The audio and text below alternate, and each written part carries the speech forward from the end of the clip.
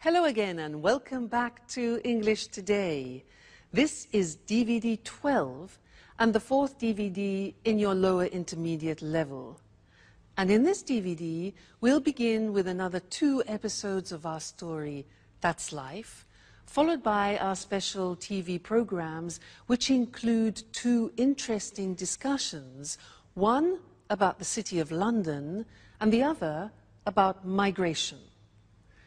Then, in the grammar section, we will be learning more about comparative forms, and we'll be studying that very important tense, the present perfect, about how and when to use it. So, have fun.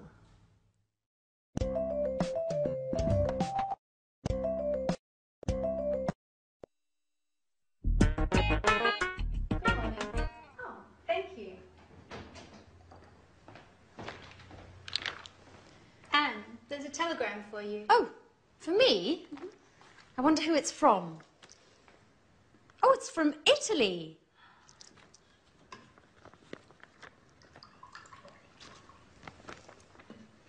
Come on, Anne. Tell me who it is from. You know I'm dying of curiosity. It's from my sister, Kimberly.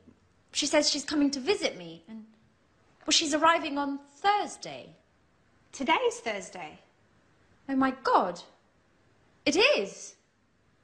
What? Oh, what? Now I have to tidy up and do the shopping, and the house needs a good cleaning as well. Oh. Slow down and calm down, Anne. We've got time. So, who's older, you or your sister? I am. And are you similar or different? Well, we're quite different. She's shorter than I am, and she's got blue eyes. Hey, what are you talking about? About Anne's sister, Kimberly. She's arriving this afternoon. Great, I can't wait to meet her. Is she as cute as you, Anne? Well, stop being silly, Jack. You're the biggest joker I know. I have to get going now. Remember, don't leave the house in a mess. Is that all she thinks about when someone is coming? Cleaning, vacuuming, tidying up and dusting? Do you think Kimberly is worse than Anne? If so, we're going to have a lot of work to do. That's right. 2 sisters means twice the work.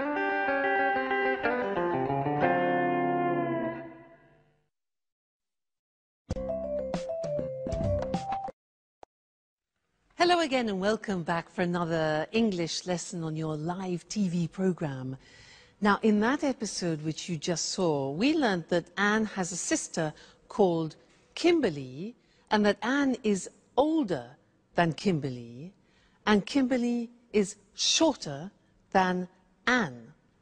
And Jack asked, is she as cute as Anne? Now, those were examples of different ways of using the comparative form, which is what I want to look at with you now. For example, look at this. This is one book, this is another. They're not the same. So we say, this book is bigger than this. This book is smaller than this book. Okay, they're not the same. 2 more examples. We have 2 pens.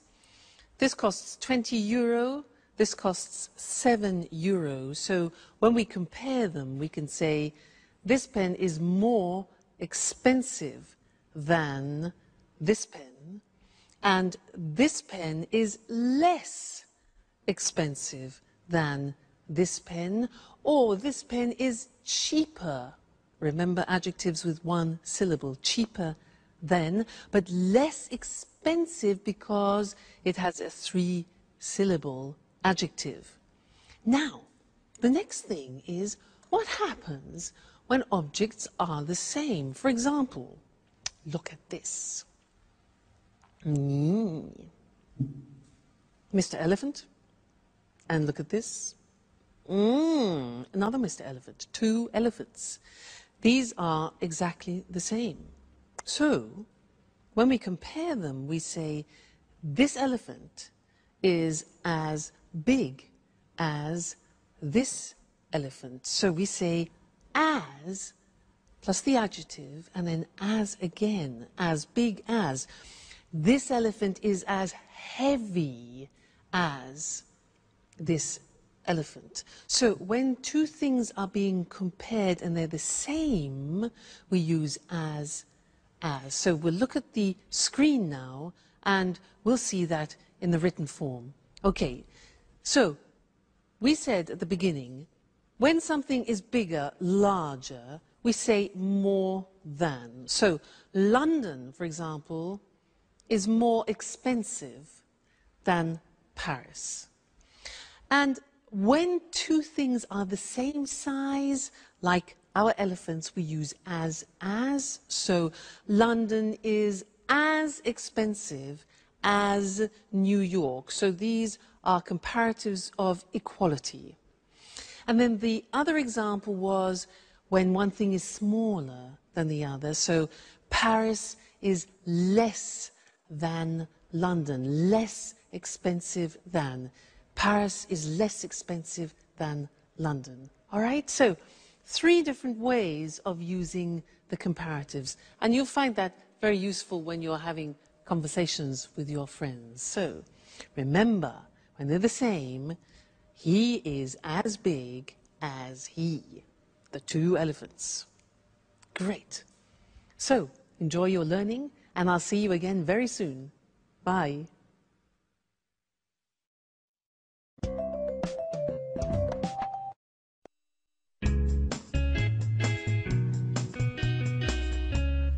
Hi, Anne. So, you must be Kimberly. It's a pleasure. I'm Jack. Hello, Jack. Anne has told me so much about you. Hi, I'm Alice. You live in Rome, don't you? So, how is life in Bella, Italy? Wonderful. My father raised me in America, though, but Italy is the most fascinating country in the world, as far as I'm concerned. Its history, the art, and of course, the best food in the world. What else could anyone ask for? And of course, the Italians are the most likable people in the world. You are 100% right. Just look at me. I'm originally from Bologna, which is one of the best cities in the world when it comes to eating well. I know Bologna well. It's a beautiful city, even if I do prefer Rome. Rome is much bigger and more exciting. So how does London compare? London isn't that bad. Apart from the weather, it certainly is much colder than in Italy. And the British are, well, how should I say this? They're less clever than the Italians. Watch yourself, Jack. Watch what you're saying. Yes. You know, Kimberly and I are both British. Well, I'm more British than she is. You're right. Well, I was talking about British men, of course. Kimberly, this is Peter and Sharon. They live in the apartment next door. It's a pleasure to meet you. So, Kimberly, Anne told us that you're attending art school in Rome. You know, I wanted to study art when I was a little girl, but in the end, I decided to study archaeology instead. That's interesting. And Peter, what do you do? I'm an actor, and I do a little singing. I'm acting in a musical at the moment. What a great career. Yes, but it's certainly less stressful than Jack's line of work. He works a lot harder than Peter. But actually, he's the hardest working person in the house. And I'm the person that has the most fun. Speaking of fun, what shall we do this evening? I would love to go out. It's been so long since I last came to London. Well, why don't we go to the cinema? Come on, Anne. That's so boring. Why don't we do something more exciting? I don't know. We could go to the pub and get something to eat. And after that, why don't we go to a disco? Wow, what a surprise. You two are completely different.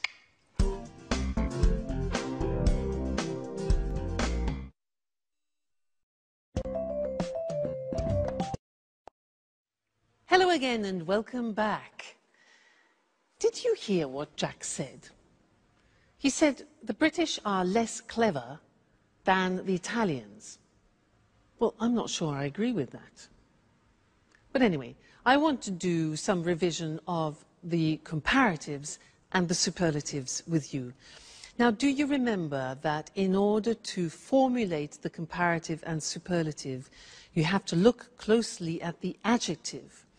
If the adjective is one syllable, like short, for example, the comparative is shorter than.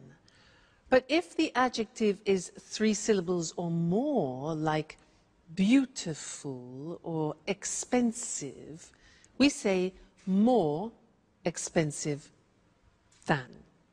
What happens with two-syllable adjectives ending in Y, like funny? We take off the Y, insert an I, and it becomes funnier than.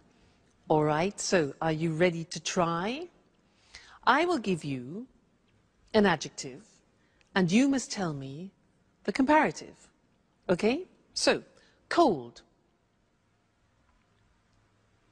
Colder than. Great. One syllable. Next, good. Gooder than. No, no, no.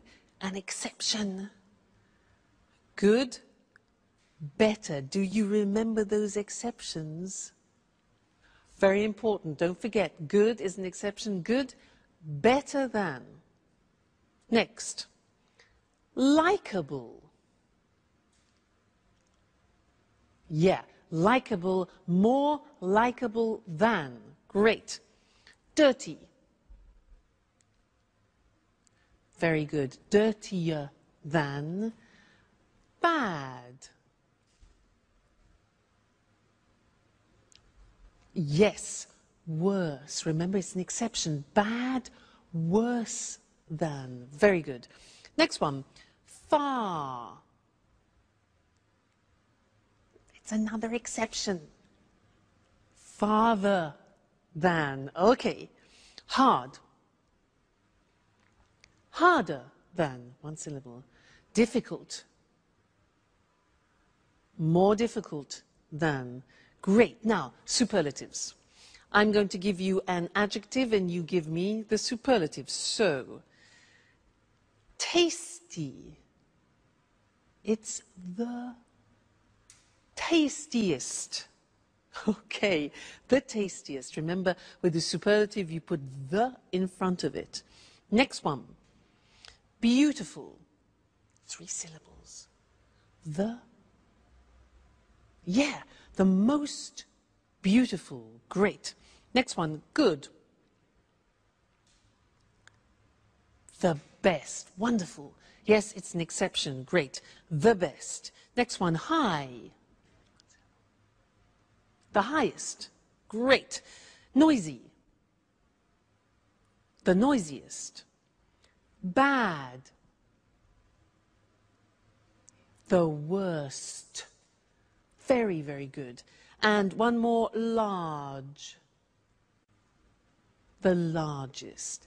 Fantastic. You see, it's just practice. The more you practice, the more you remember, the easier it is.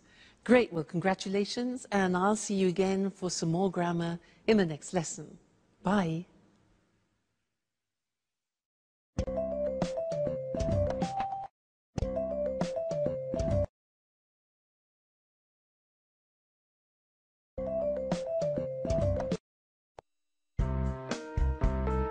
Have you finished yet?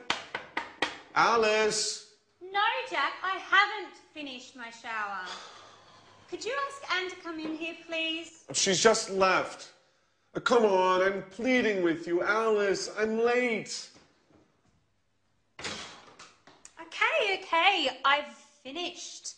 Calm down. The bathroom's all yours. Finally, you've been in there for over an hour.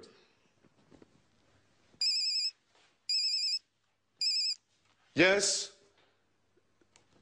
Yes, this is Jack. No, I haven't seen John since yesterday. Why? Oh, the report. Yes. No, I haven't finished it yet.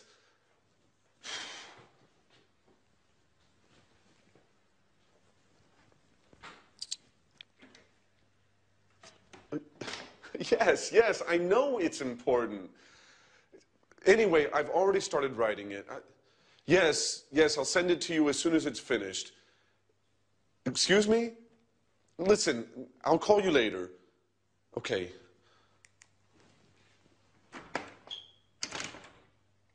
Alice, if you don't open this door, I'm going to knock it down. Actually, it's Kimberly. I've just come in. Is everything okay, Jack?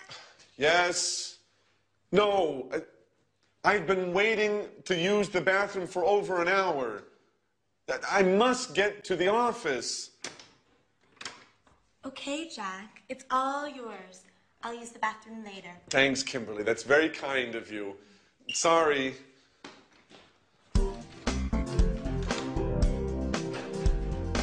Hey, Jack, have you seen my watch? I've probably left it in there.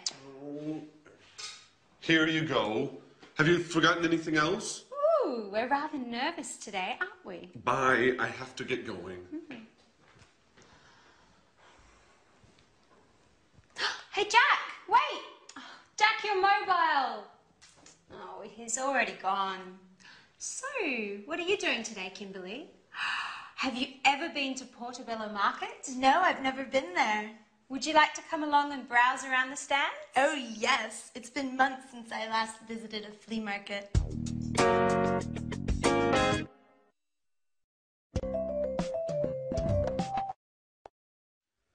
Well, Jack is becoming more and more Italian, don't you think? Now, in that last episode, our friends were using a new tense which we haven't yet studied together, and I want to look at now. Let me give you some examples of what they said. Alice said, I haven't finished my shower. Jack said, she's just left. He also said, you've been in there for more than an hour. Alice asked, have you seen my watch? And then Alice also asked Kimberly, have you ever been to Portobello Market? And Kimberly said, no, I've never been there. Now, these are all examples of the present perfect tense, very important tense in English, which I want to look at with you now. At the moment, we want to look just at the construction of the present perfect. Now, as from the examples you heard, I was using the auxiliary have and has, followed by what we call the past participle. Now, let me just explain the past participle. Let's take some regular verbs. Live, the past tense of live is lived, and the past participle is also lived. So in the verb paradigm, it's live, lived, lived. And that's the same for all regular verbs, so that's easy. Watch, watched, watched. Start, started, started. So the third column is our past participle. Now things change in the irregular verbs. Let's look at an example. Go. The past tense of go is went, and the past participle is gone.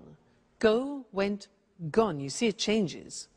Another example, begin, past tense began, and then begun, the past participle.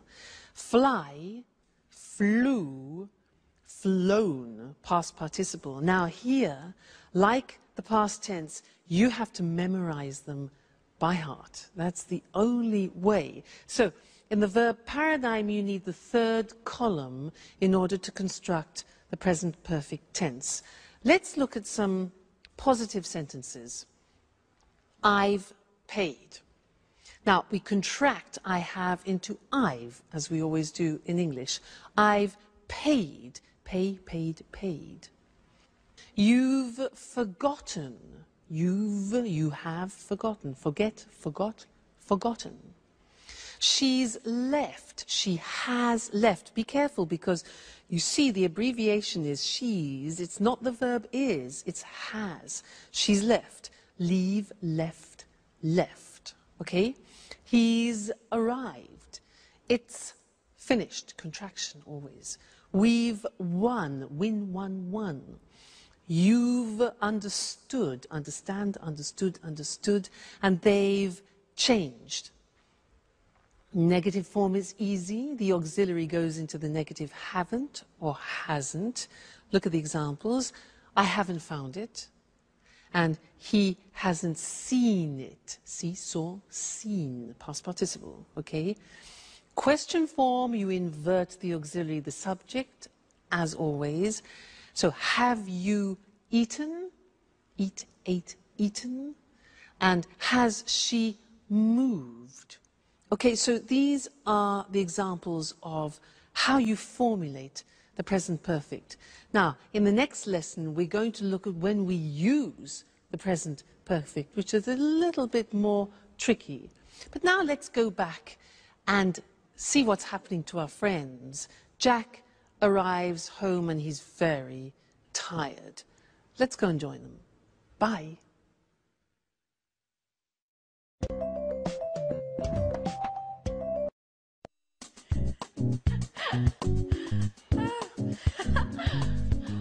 Hi, Jack. Oh, what's the matter? You look awful. I'm a wreck. And I've lost my mobile. No. Alice told me you forgot it when you left the apartment this morning. That's where it is. I've looked everywhere. I must admit, I've been a little distracted lately. I guess I need some rest. You know, I haven't had a holiday since they transferred me to London. Oh. Okay, well, relax a little now. Kimberly is showing me some photos of a party they had at university last month. I've never seen such funny photos. Hey, this is a picture of the Faculty of Economics. I've been there for a seminar. Really? When did you attend that? Well, I was only there for 4 days, but it was really interesting. Hey guys, I've just got off the phone to Peter and he wants to know if they can come over in a bit. He wants us to convince Sharon to move to Japan with him. She hasn't decided yet if she wants to go. To Japan? It's a great country. Have you ever been there? No. And to tell you the truth, I'm not really interested in going. Why do you say that, Jack? You're right, Kimberly. Japan is a fascinating country. I haven't been since 1995. Who knows what has changed since then? Do you mind if I go to my room? Today was awful. I'm dead tired and I haven't had anything to eat. Please tell Sharon and Peter, please give Sharon and Peter my regards. I'm really not in the mood to chat this evening.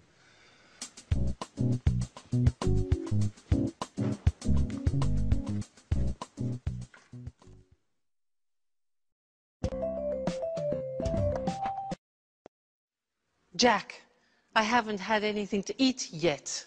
That's just an excuse.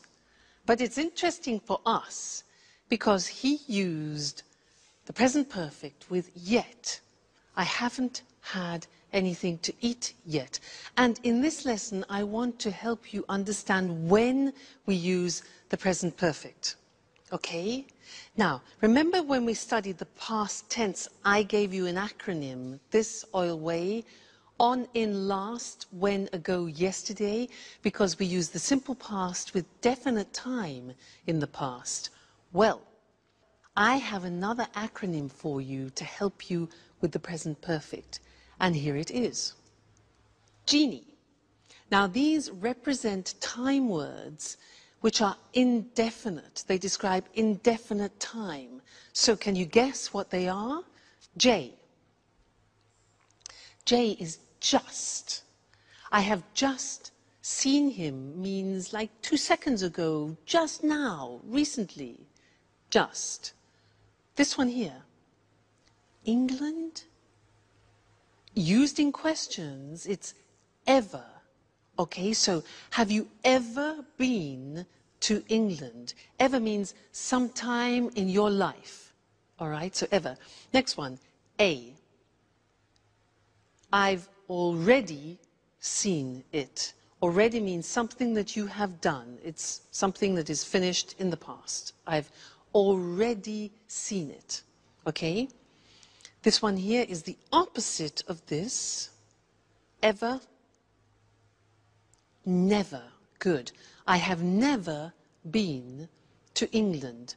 Just. Ever. Already. Never. And this one, that's what Jack said. I haven't eaten yet. Yet means an action which hasn't been completed. So yet. I want to look at these on the screen with you now and see where we put them in the sentence, because that's important. Just, ever, already, never, yet. There they are. You see them written. Just, ever, already, never, yet. So, they are indefinite time words. Look at them in the sentence. I've just come. Do you notice where it is? It's before the past participle. After the auxiliary, before the past participle. I've just come. Second example, have you ever been there? Ever is before the past participle. Great. He's already gone. It's before the past participle. And I've never seen them before the past participle seen. So just, ever, already, and never are before the past participle. Look at the last one. I haven't finished yet. Notice that yet is the exception and it comes after the past participle. So you need to remember that. Yet is the exception. All right, so try and learn this. Just, ever, already, never, yet. When you're in the bath, just repeat it. Just, ever, already, never, yet, present perfect. All right, it will really help you when you're in conversation. And don't worry, we haven't finished with the present perfect. We will be saying other things about it in the future. So, happy memorizing. And I'll see you again soon. Bye.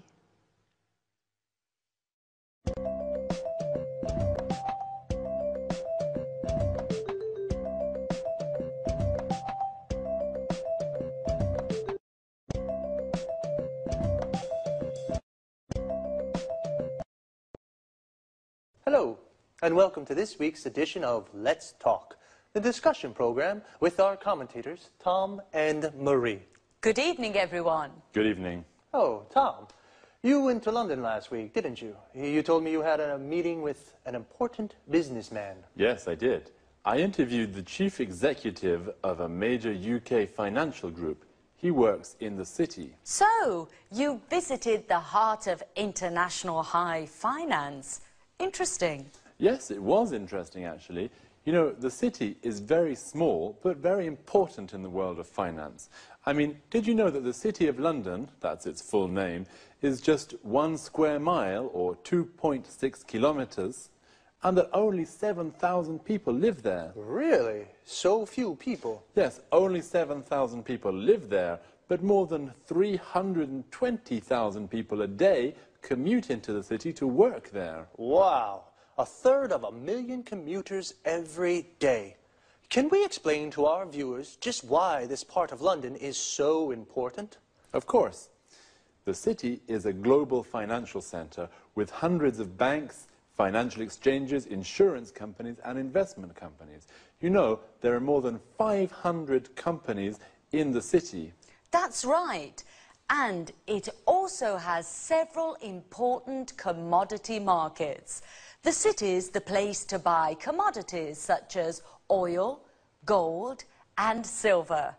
In the city, people carry out all kinds of financial transactions.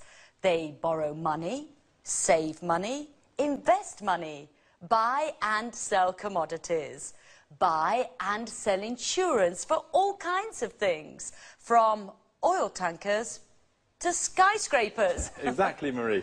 Together with Tokyo and New York, the city is one of the world's most important financial centers. It's situated between the time zones of Asia and America. In fact, offices in the city don't have just one clock, they have at least 4 with clocks showing the time for Tokyo, Zurich and New York. So, the city is open for business 24 hours a day. Well, do only people from the world of finance work there? Oh no, lots of other highly skilled people work there. For example, many lawyers, accountants and computer experts work there. They help the banks and insurance companies to work smoothly. It's worth remembering too that the city is a beautiful place to visit. It can be ultra-modern and medieval at the same time. There are some beautiful old buildings, especially the churches, and some innovative new buildings such as the Lloyd's Insurance Building and the Swiss Re Building, or the Gherkin as it's now known. But remember, don't visit the city at weekends.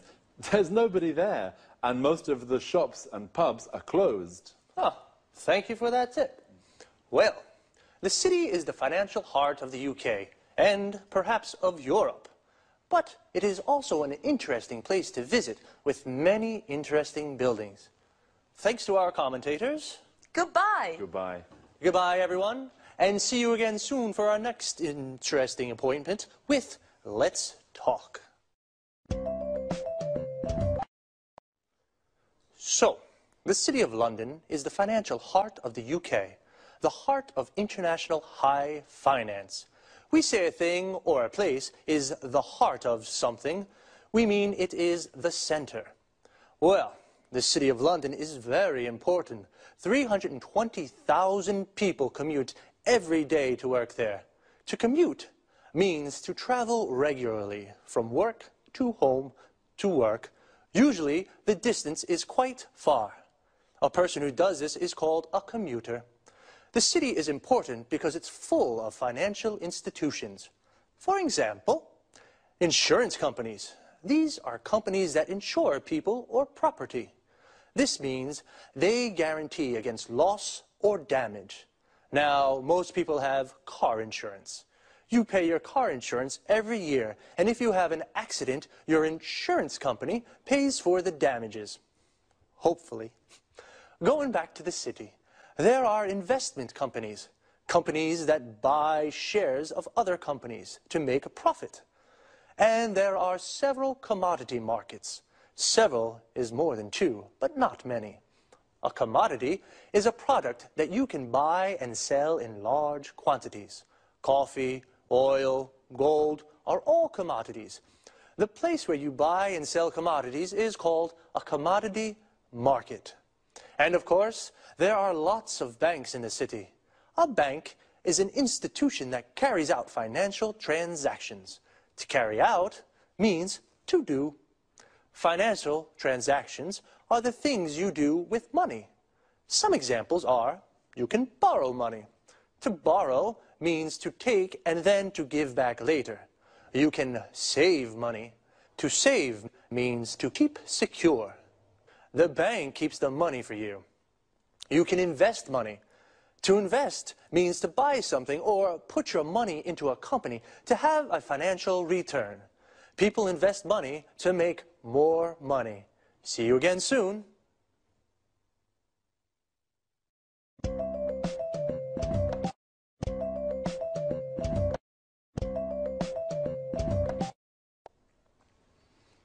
Good evening to all viewers, and welcome to this week's edition of Let's Talk, our discussion program with our expert commentators, Tom and Marie.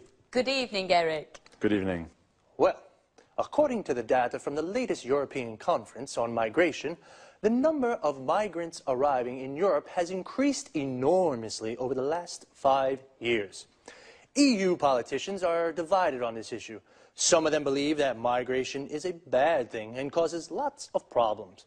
On the other hand, other politicians maintain that migrants contribute to the developing of the economy.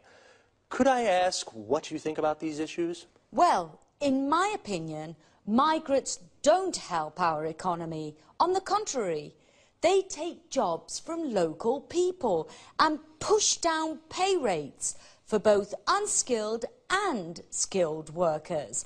In fact, migrants are often paid less than the legal minimum wage. I'm afraid I don't agree with you, Marie. Many employers use immigration to plug labour shortages. For example, in agriculture, farmers employ thousands of Eastern European workers to pick their crops, as they can't find local workers to do the work. Oh, that's true. In addition, there are low birth rates in most European countries, particularly in Spain and Italy. The economies of these countries need more workers, especially for difficult jobs that local people don't want to do. Exactly, and it's important to remember that migrant workers contribute to the economy because they pay taxes. Well, this only happens if migrant works legally. Unfortunately, many migrants come into Europe illegally. You're right, Eric. They come in illegally and they often form an underclass that doesn't have access to healthcare and education. That's why they sometimes get involved in criminal activities. I think some immigration is okay, especially if the immigrants are asylum seekers or refugees who can't return to their home countries. Apart from this, I think European governments should put a stop to immigration. How do you suggest they do this? Well, the EU should do more to help develop the economies of North and West Africa. This would help economic migrants, migrants who come to Europe to work, to stay at home, find a job, and develop their local economies. Come on, Marie. Today, the world is a global village. People have always moved around the world. Don't forget, for example, the millions of Europeans who migrated to North America at the beginning of the last century. They experienced the same problems that the Africans are experiencing today. That's right, Tom. Migration is as old as the human race. People have always moved to where it is possible to make a living. Maybe we should get used to the ideas that our society is becoming more and more multiracial. Okay, this discussion has been very interesting, but unfortunately it is time to say goodbye to Tom and Marie. Goodbye, Eric. Goodbye. Goodbye. Goodbye, and see you again soon for our next installment of Let's Talk.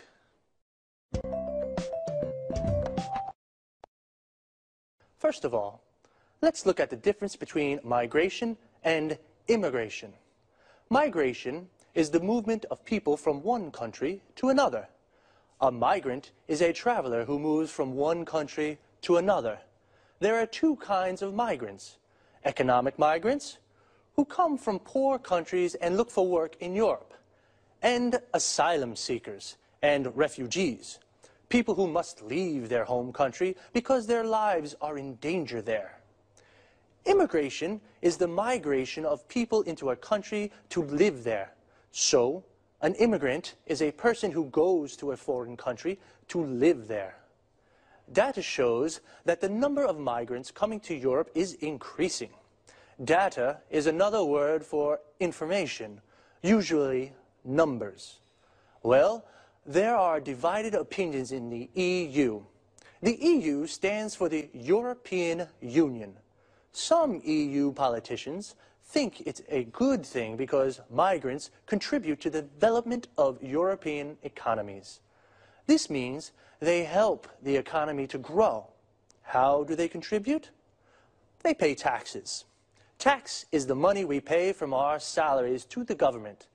And employers, these are the people who give jobs to other people, use migrants to plug labor shortages. This means they give jobs to the migrants because there are no local people to do the work. Other EU politicians think immigration is a bad thing because migrants push down pay rates. This means they reduce the amount of money that people are paid. How do they push down pay rates? They are often paid less than the legal minimum wage. This is the lowest legal salary a person can receive. Some migrants work illegally. Illegally means against the law. Migrants who pay taxes work legally. Legally means following the law. I'm afraid I have to say goodbye now. I'll see you next time for another discussion on Let's Talk.